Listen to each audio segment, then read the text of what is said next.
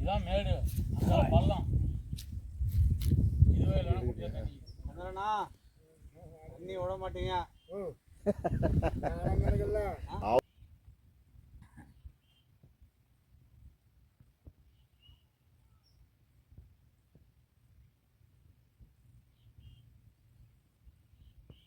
ஆமாம் நாங்கள் முடிவு பண்ணுறோம். நீங்களாம் இல்லை பக்கத்தில் நான்லாம் போகிறேன். அன்றைக்கெல்லாம் கேளு பால் வந்து அங்கே வந்து இப்போ கலிங்கா கோயிலில் வந்து நான் எப்படி அவங்களுக்கு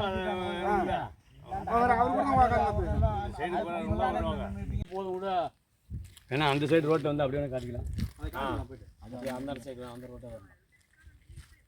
அந்த பாலம் இருக்குல்ல அது பனைமரம் இருக்குது எல்லாமே இந்த வழி ஏரி வைக்கணும் எல்லாமே பெருசாக கோவில்.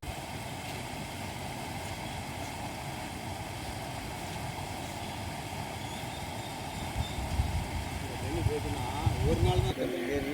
அந்த ஏரியிலேருந்து இப்போ இந்த உபரி நீர் வந்து வெளியே போகுது. இந்த உபரி நீரை தான் எங்கள் ஊர் ஏரி கொண்டு வர சொல்லி நாங்கள் சொல்கிறோம். இதில் இருந்து தான் ஒரு 500 மீட்டருக்கு வந்து புதுசாக வாய்க்கால் அமைக்க சொல்கிறோம். ஏரி போகுது. ஏரி ஆற்று வாய்க்கால் மேலே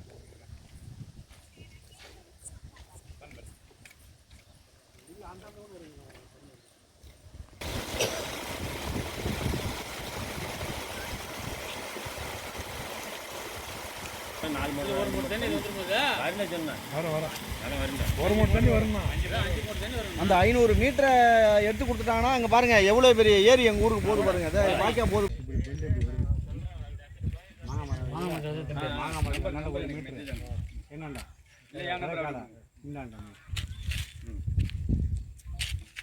இப்போ வரும்போது இவர் என்கிட்ட ஒரு கேள்வி கேட்டார்.